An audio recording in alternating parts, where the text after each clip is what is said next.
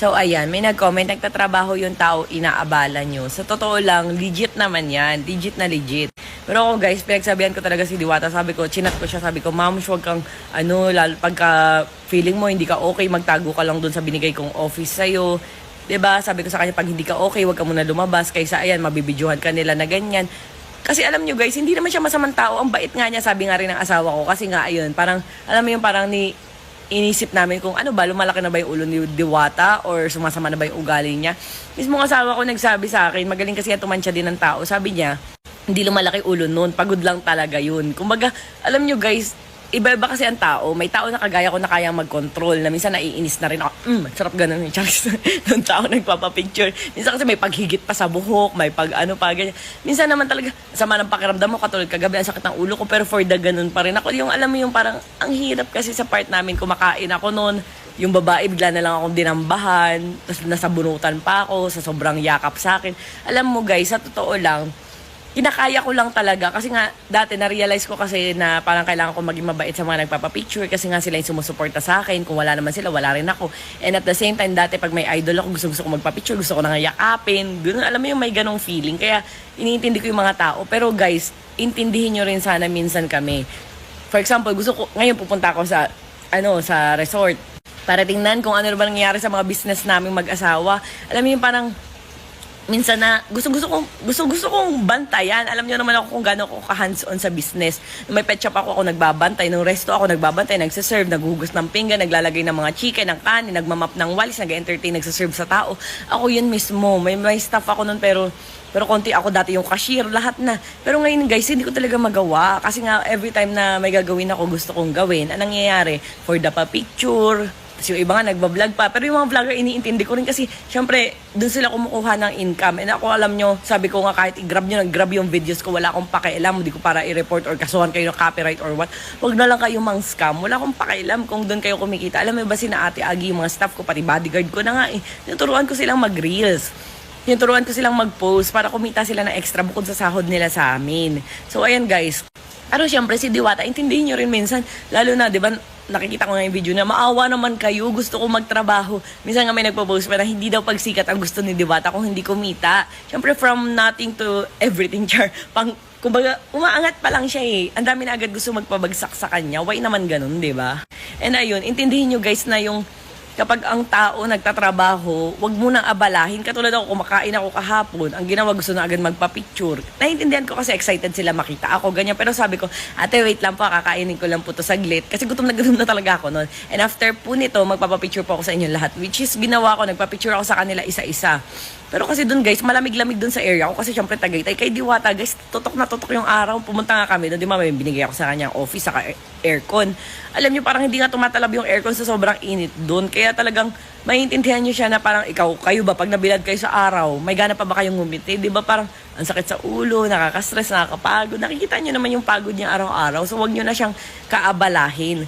Pag may free time, pag nakita niyo good mood, di magpa-picture. Meron nga pumupunta doon sa resort, doon sa siguro nakatatlong balik na daw sila, inaabangan daw nila ako. So, naiintindihan ko na gusto nila magpa-picture sa akin.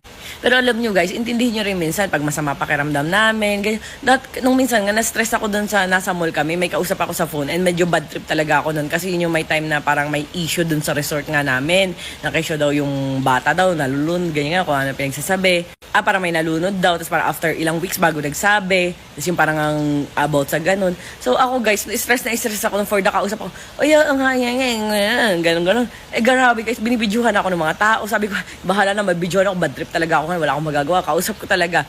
Yung mga bodyguard ko sinasabi ng wait lang po, may kausap lang po, ganyan. Tapos parang feeling ko binibidyohan nila ako. Wala na akong pakialam kasi nga bad trip talaga ako nung time na yun. Sana intindihin nyo na tao lang din po kami. May feelings din po kami. Hindi kami robot na pag pinangiti nyo, ngingiti agad. Ako pinipilit ko talagang ngumiti kasi nga iniintindi ko yung mga tao, idol, ganyan. Iniintindi ko. Pero intindihin nyo rin po yung side namin na hindi yung pagka nakita nyo lang kumunot yung ulo, sasabihin agad, nag-iba yung ugali, sumama ugali. Which is ako, wala naman nagsasabi sa akin ng ganun kasi pinipilit ko talagang humiti, maging entertaining sa tao. Ganyan. Pero si Diwata guys, hindi naman kasi siya sanay. Hindi siya pa sanay. Ako ang tagal ko ng content creator or social media kinemerlot.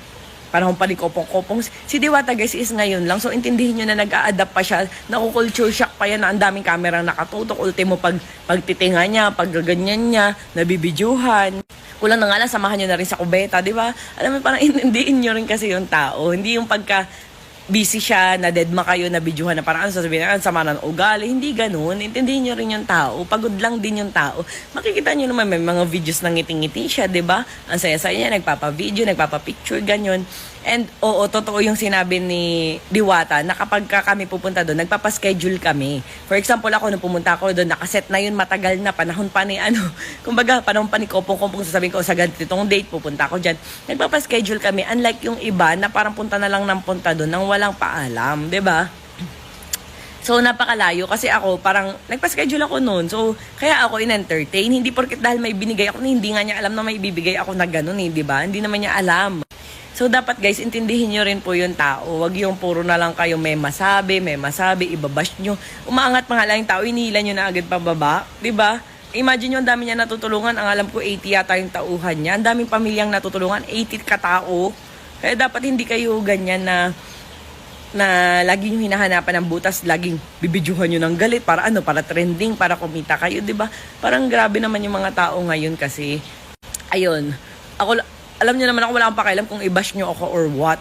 Ako yung tao kasi na prank ka talaga, na kumbaga direct to the point, real talk. Pero si Diwata kasi naawa ako sa kanya kasi alam mo parang hindi niya mapagtanggol yung sarili niya. Tapos pag pinagtanggol niya, nagsalita siya, ending mali pa rin siya. So ako na yung magtatanggol para sa kanya. Unang-unang di ko siya kinuha endorser ha. Kinuha ko siya ninang ni Talingling. Kasi nga, natuwa ako sa kanya. And sabi ko sa kanya, kahit walang regalo, okay lang, basta umattend lang. Wala, alam mo yun, wala akong pero yung point na umattend siya from Pasay to Tagaytay, talagang natouch ako nun. And ito pa, nag-aaya pa yung mga kasamahan niya na, tara uwi na tayo, gumaganon pa. Alam mo yun, narinig nung staff ko, na sabi ni Diwata na, attend kayo, tapos uwi kayo, di pa tapos yung event. Alam mo yung parang gusto niya talagang tapusin, kahit na busy siya sa paresan niya, di ba? Pero ending nung bandang nagpaalam na rin talaga siya kasi inaabot na kami ng anong oras na. Naintindihan ko kasi nga, ganun yung mga taong business-minded. Gusto talaga tutok na tutok sa business. Pero ako, kulang na nga lang, magmask na ako, magsalakot na ako, mag-jacket na ako, para minsan makaasikaso ako doon na maayos ng, kumbaga walang sagabal, gano'n. Pero yun, naintindihan ko yung mga tao, pero intindihin nyo rin po kami. Hindi po kami robot. Ayun, and wag nyo hanapan ng butas ang tao. Ayan, may kanya-kanya tayong butas, char. Ayan, so ayun lang.